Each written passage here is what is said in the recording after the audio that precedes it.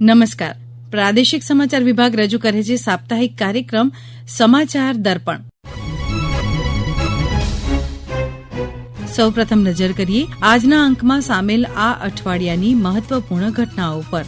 વિદેશમંત્રી doctor S જયશંકરના હસ્તે નર્મદા જિલ્લામાં 11 કરોડ 66 લાખ રૂપિયાના વિકાસ કામોનું લોકાર્પણ અને ખાતમુહૂર્ત.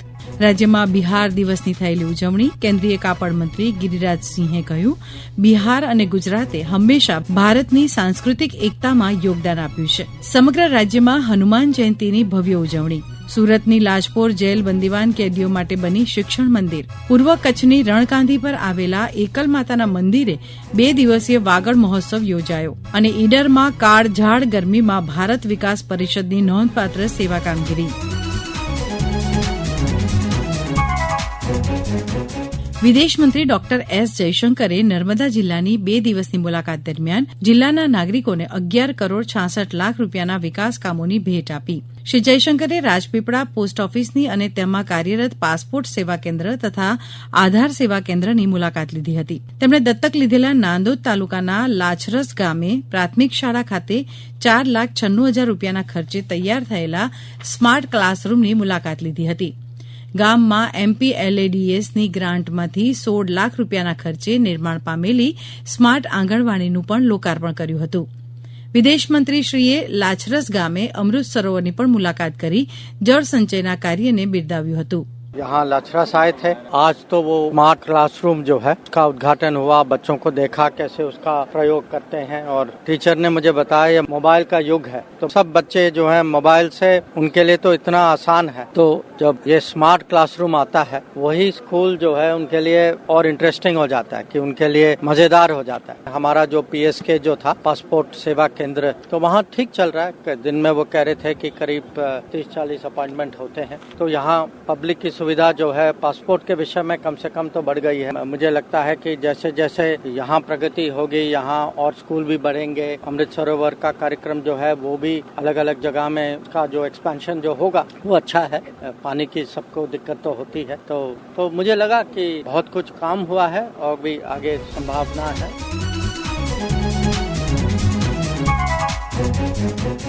કેન્દ્રીય કાપડ મંત્રી ગિરિરાજસિંહે બિહાર દિવસ નિમિત્તે અમદાવાદની મુલાકાત લીધી હતી. આ પ્રસંગે તેમણે કહ્યું હતું કે બિહાર અને ગુજરાતે હંમેશા ભારતની સાંસ્કૃતિક એકતામાં યોગદાન આપ્યું છે. ગુજરાતમાં બિહારથી આવેલા 15 લાખથી વધુ લોકોએ ગુજરાતના વિકાસમાં આપેલા પ્રદાનને બિરદાવ્યું હતું. जिस तरह से गुजरात के लोग जब एक बार कहते हैं केम छो उधर से कहते हैं मजामा, उसी तरह से बिहार के मिथिला के, बिहार के भोजपुर के, बिहार के अंग प्रदेश के और बिहार की धरती पूरे दुनिया में चाहे विक्रमशिला के नाम से शिक्षा के क्षेत्र में जाने जाए, चाहे नालंदा जिसको देश के प्रधानमंत्री नरेंद्र मोदी ने फिर से स्थापित करने का काम किया है. मैं बिहार के लोगों से भी मिलने वाला हूं. उन्होंने आकर के गुजरात के विकास में अपना योगदान दिया. आज बदलता हुआ बिहार जिसमें नीतीश कुमार, नरेंद्र मोदी, बिजली नहीं थी, आज बिजली लगभग 24/7 बिजली होती है. अगर यहाँ की कुल जनसंख्या 7 करोड़ है, 8 करोड़ है तो इसमें 50 लाख से ऊपर प्रवासी भी यहाँ रहते हैं और ये सचमुच में एक भारत श्रेष्ठ भारत का मिला जुला पूरे भारत का प्रतिबिंब खींचने वाला प्रदेश है. बिहार के जो प्रवासी है उनसे मिलकर के, क्योंकि कर्म भूमि के साथ साथ जब वो छठ का पर्व मनाते हैं तो बिहार की संस्कृति गुजरात में दिखाई देता है. चाहे बड़ौदा हो, सूरत हो, जहां भी हो, अहमदाबाद हो, पूरे राजकोट हो, हर जगह तो अनेकता में एकता का प्रदर्शन करते हैं और ये हमारी सबसे बड़ी पूंजी है. और बदला हुआ बिहार आज सड़कों का जाल है. अब भारत के गुजरात सहित बिहार जैसे प्रांत भी आज उन ऊंचाइयों पर जा रहा है. मैं बिहार के लोगों के लिए जन्मभूमि बिहार, कर्मभूमि गुजरात और उससे निकले हुए लोगों ने सूरत से निकल के गए, अहमदाबाद से निकल के गए और एक नया टेक्सटाइल का हब बनाने का काम किया है। ये गुजरात ने बिहार को दिया और बिहार के लोगों ने गुजरात को।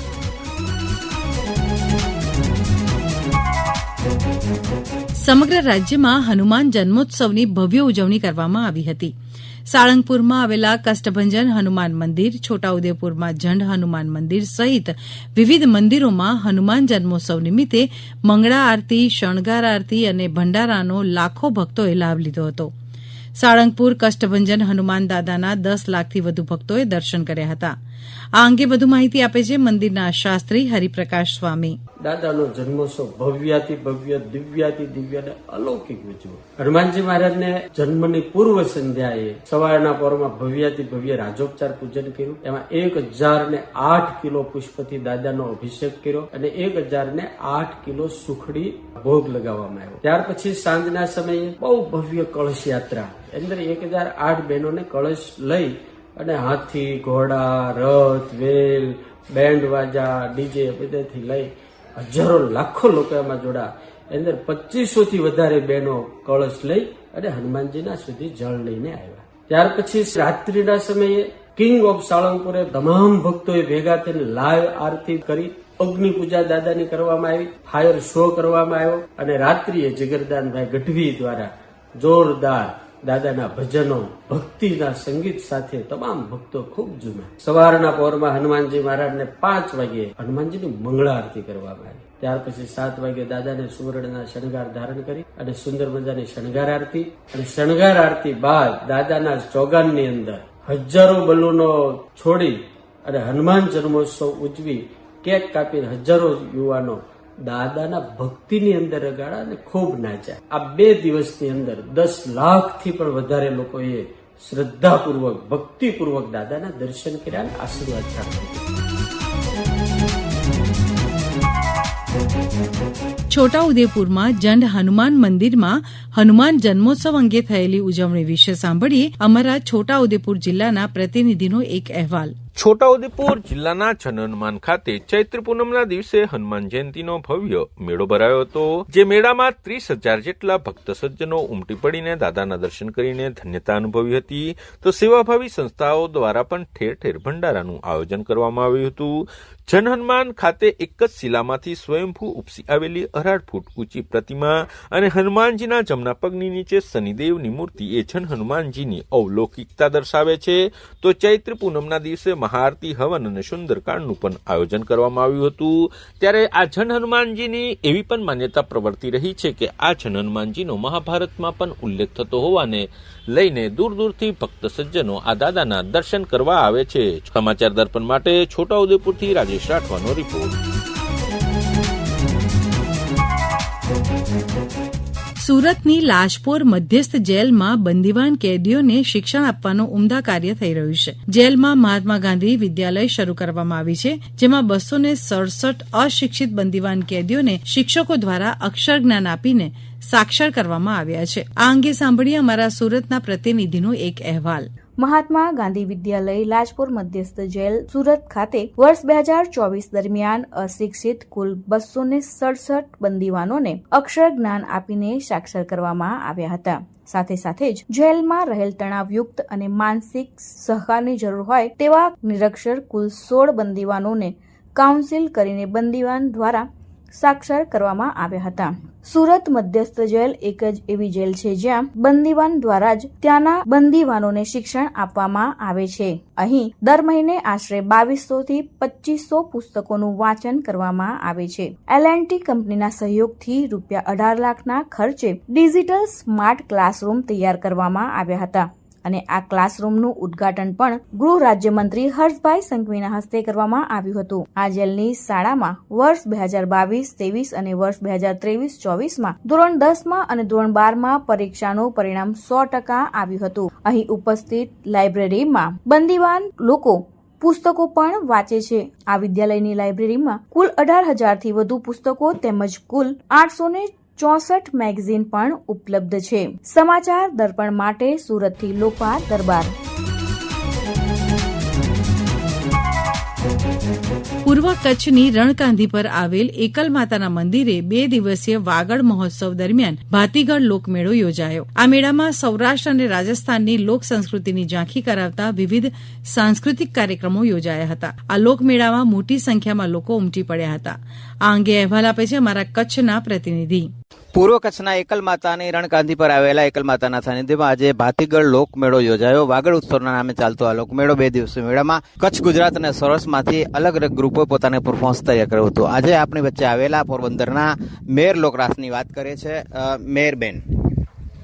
મારું નામ વૈશાલી મનો જોડેદરા છે. અમે પોરબંદરથી આવ્યા છે. લીલાભાઈ રાણાવૈયા અને પુષ્પાબેન રાણાવૈયાના ગ્રુપમાંથી અમે અહીંયા રમવા આવેલા છે. છોકરાઓએ મણિયારો રજૂ કર્યો છે અને અમે છે તે આપણો પ્રાચીન ભાતીગળ ગરબો છે, રામના બાળ વાગ્યા છે, તે અમે પ્રસ્તુત કર્યો છે. અમે કચ્છમાં પહેલી વખત આવ્યા, અમને બધાને ખૂબ સારું લાગ્યું અને ખૂબ મજા આવી. અને આ વેગડ ઉત્સવમાં અમને ભાગ લેવાનો જે મોકો મળ્યો છે તેના માટે પણ અમે આભારી છે કે અમે આ જગ્યા ઉપર આવ્યા અને અમે આ બધું જોયું ને અમને આમાં ભાગ લેવા મળ્યો. અમને ખૂબ આનંદ થયો.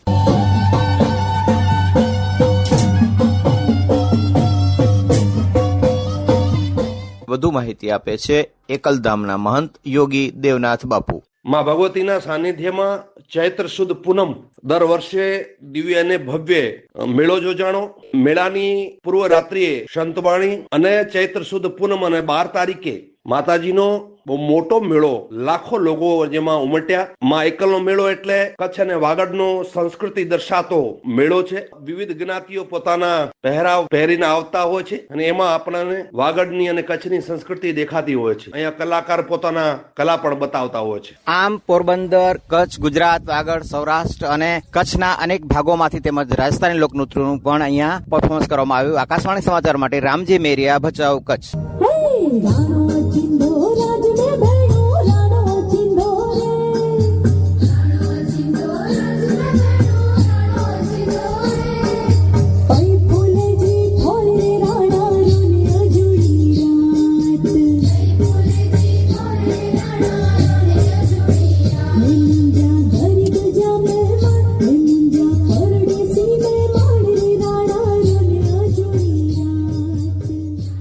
સાબરકાંઠા જિલ્લામાં ઈડરમાં પડી રહેલી કાળઝાળ ગરમીમાં ભારત વિકાસ પરિષદ છેલ્લા 19 વર્ષથી વિનામૂલ્યે ઠંડા મિનરલ પાણીની સેવા આપી રહી છે. ઈડર શહેરમાં 5 સ્થળોએ મિનરલ વોટર ઠંડા પાણીની પરબો શરૂ કરાતા લોકોમાં ખુશીનો માહોલ જોવા મળી રહ્યો છે. ભારત વિકાસ પરિષદ ઈડરમાં અનેક લોક કલ્યાણના કાર્યો કરી રહી છે. આ અંગે સાંભળીએ એક અહેવાલ. સાબરકાંઠા જિલ્લાના ઈડરમાં અત્યારે કાળઝાળ ગરમી પડી રહી છે. ઈડર એટલે ધગધગતું અને તપતું શહેર. છેલ્લા કેટલાક વર્ષોથી ઈડરમાં સૌથી વધારે ગરમી પડે છે. ઉનાળામાં ઈડરમાં 47 ડિગ્રી સુધી તાપમાન જતું રહે છે. અત્યારે ઈડરનું તાપમાન 42 ડિગ્રી સુધી પહોંચી ગયું છે. ત્યારે ઈડરમાં એક એવી પરોપકારી સંસ્થા છે જે લોકોને ફ્રીમાં ઠંડા મિનરલ પાણીની સુવિધા પૂરી પાડી રહી છે. અત્યારે આ સેવાકીય સંસ્થા ભારત વિકાસ પરિષદે ઈડરમાં 5 જગ્યાએ ઠંડા પાણીની પરબ શરૂ કરી છે, જેથી લોકોમાં આનંદની ખુશી સર્જાયેલી જોઈ શકાય છે. આ અંગે વધુ માહિતી આપે છે ઈડર ભારત વિકાસ